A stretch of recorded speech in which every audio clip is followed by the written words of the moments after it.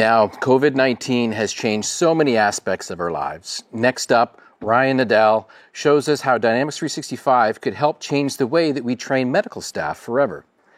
Ryan, over to you. Thanks so much, Rick. I'm really excited to be here today with two kind of customers, but I really consider them partners in a lot of sense. Professor Amitai Ziv, who's the founder and director of MSR, the Israel Center for Medical Simulation, and Ravid Segal, who's the CTO for MSR, Israel Center for Medical Simulation.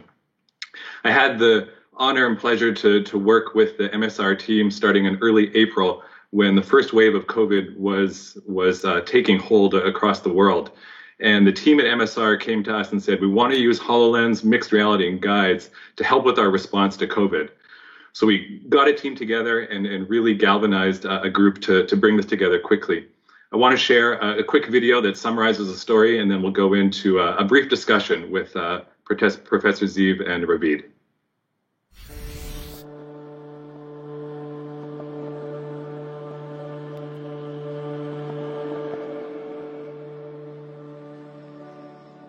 In the COVID-19 pandemic, the whole world learned a very, very sad lesson.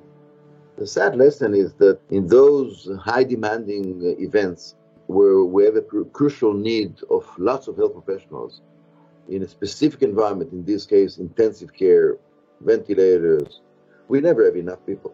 Messer here at Sheba is out there for almost 20 years as an internationally known simulation center. So when it comes to those events like COVID, the main task that we were dealing with was task shifting. So guides, the idea would be that every single device in the healthcare system would be eventually accompanied with a tutorial. No manuals, no internet sites, whatever. A tutorial in the Azure, somewhere in the cloud. And this is the way we used it here at Sheba. It's very beneficial to use guides in this kind of times, because if you know that tomorrow you have to go to the ICU and it's your first shift there and you don't know what to do and you don't have time and maybe you're afraid to say that you don't know how to operate a device, it's easy, you can use guides and learn by yourself how to do it. למשל, אני כמדריכה או כמטמיעה לא צריכה כל הזמן להיות שם on it all the time, כאילו כל רגע. היא יכולה לבצע את זה בעצמה, ואז אחר כך אפילו לשאול שאלות ולחזור אליי, אבל אז זה אומר שאני יכולה לעשות, אני כמדריכה למשל, אני יכולה לעשות עוד דברים מחוץ מזה שהיא מתרגלת. Here at Sheba, we are the first to have the guides in the context of a simulation center. We took about 60 biotechnologists who are not stationed in intensive care environment. We taught them with the guides. And if the guide is good enough, in 20 minutes, they feel fine about going into the field and operate a device that they've not done before. One of the ICU nurses in MSR, she was blown away. She said, it works on all of my senses. It's so much easier to learn this way. להכניס את הטכנולוגיה לתוך העולם הזה, זה משהו שהוא must be. זה לא איזה תוסף, זה לא איזה רשות. זה משהו שאם אנחנו נעבוד עם זה ביחד, אנחנו נצליח להציל מטופלים נכון יותר. וטוב יותר עם פחות נזקים. Today, I think the whole world is humbled with the fact that the civilian, infectious disease crisis is something that unites the world. It's something that we can really improve our ability to do task shifting, mass task shifting. That you need interventional platforms, educational interventional platforms that could actually do it fast, do it good, and I think that's the big potential here.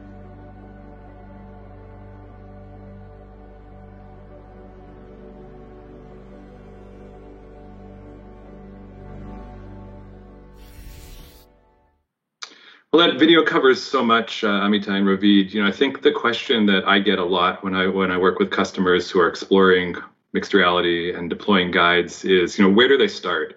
And I'm really curious, your thoughts on, the pandemic was striking down upon us. Why did you turn to this advanced new technology and feel like trying to do something innovative and new, this was the right time for it? And how did you handle both the innovation and also deploying something under such challenging circumstances so quickly? So if I may take on your question, Ryan, obviously the whole world and we as well was struggling with this concept of task shifting, as I mentioned in the video. And in order to rapidly train health professionals in a safe way and make them competent to work on life-saving environments like the COVID, it was very, very, very intriguing to go into this technology. You at Microsoft were very, very generous and allowed us to give it a try. And we were very fortunate to have this unique team of Messer, the simulation experts on our side, who are experts in the pedagogy of simulation-based training. We had obviously the content experts on our side at the Shiva Medical Center, which is a world leader medical center and was running the show on the Israeli front of the COVID-19 in the early wave. And of course, you guys at Microsoft, you specifically, Ryan, and your team are working with us very closely during the early April times. And together, those three elements were found to be extremely effective in giving us a try to do this task shifting in an effective way, as mentioned in the video. So it wasn't just a technology-driven gadget for us to play with. This was a life-saving mission, still is, by the way. And since we are very much into technology, but yet very much into pedagogy as well, the link of the two together was very intriguing. And as you have heard by our nurses, it was something that was evolved into becoming something very friendly, very doable, and at the end of the day, very effective. Still a long way to go. It's a journey. But we feel much more comfortable today after working with you on the first round of the HoloLens 2. Yeah, that makes so much sense. And I really saw as we were working on the project, having the subject matter experts like there, and then with guides, the kind of technology becomes easy to use, right? So you could get the most out of this platform without having to kind of struggle with any of the technical sides. Ravid, from your perspective on kind of the technical support and implementation of a project like this, what did you learn from this experience, and what advice would you give to other companies and organizations that are looking to do something similar under pressure or maybe under different circumstances as well? Okay, so thanks, Ryan. I think the power of that and the thoughts that the insight that we had from this event is that you need a team. You need a team. First of all, you need a team in the aspect of technical that will support all the pedagogic and the content expert to develop and to use the guides. So in the beginning, you have amazing team like you, and Ryan, you help us a lot, and all the product team in Microsoft help us a lot to understand what exactly we need, because it's a kind of new language that you learn, and when in a minute we learn it, it was really fast, and it was very easy to use. You took a lot of insights that you had in the industrial area, and with your help, we implemented it in the medical area, and it was very quick, and we knew what we going to do. So this is the first things that we took from this huge product. And I think the second will be the infrastructure. We build the amazing infrastructure from amazing like infrastructure that we took with the hospital, and then we had amazing help from your team to get all the way of building the infrastructure between all the hospitals and all the in the North America hospital. And I think it was very helpful for us to bring it to what we got, like you saw in the movie. Yeah, that's great. Thank you. Amitai, is kind of the founder of MSR and a real leader in medical simulation training around the world. What is your vision for how you want to use mixed reality guides kind of going forward? Where do you see this going after this experience? First of all, there's no doubt that this is a disruptive technology. I mean, to the point that we already are using it at our innovation center at Sheba Arc and at Messer as a platform that has, I would say, 4 main routes of implementation, and we're in fact working on all of them. The HoloLens 2 and the guides is certainly an amazing platform for health professionals at large to fast learn and task shift themselves into life-saving technology that they need to handle. Very friendly self-tutorial. Again, it's a journey. You need to learn how to use it.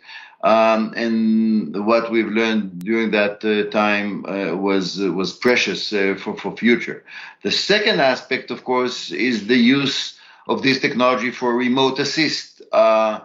We have very few experts in a given field, and we need to bring in to COVID environment people that need the support from far away. So this remote assist feature was found to be very, very effective as well. But looking forward, we obviously believe that augmented reality is going to be in operating room, in procedural areas, as devices that would help us do more precise procedures. I myself come from the aviation. I'm a fighter pilot in the Israeli Air Force, coming from aviation into medicine. In aviation, those augmented reality features have been out there on the cockpit and on the helmet for quite some time. And I think that the HoloLens 2 is the closest out there to allow surgeons to work in an augmented reality environment and get a lot of assist features as they are trying to do life-saving procedures. So no doubt, this is here to stay and here to change the way we train, to change the way we maintain competence, and the way we prepare ourselves to procedures and really do them in a much higher quality and much better safety.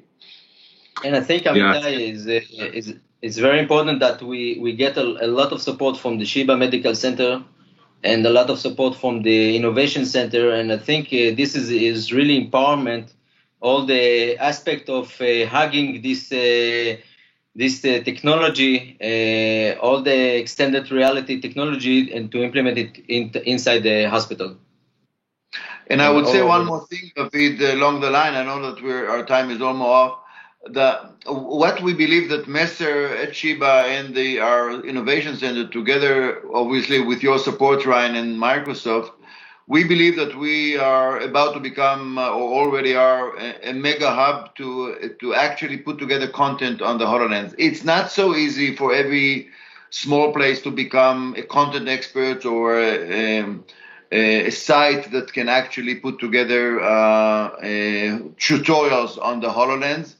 And no less important, to teach others to do that. So I think we will see eventually some hubs like ours that will lead and pave the way for others to go into this environment, because everyone will eventually go into this technology. Well, thank you so much, gentlemen. I know we could talk for the rest of the day, but we got to get back on with the show. So we'll send it back to you, Joey, in studio, and we really look forward to the next chapter in this journey. So thank you so much for the opportunity. Ryan, thank you and your guest. What a fantastic segment there. If you'd like to learn more about Dynamics 365, we've got on-demand sessions for that. Head on over to the session scheduler and get in on sessions like introducing Dynamics 365 Customer Voice and discover what's new in Microsoft Dynamics 365 supply chain management, as well as the state of Microsoft Dynamics customer engagement. Grab all those sessions, throw them in your backpack. So many resources for people looking to dive deeper into Dynamics 365. Coming up, we've got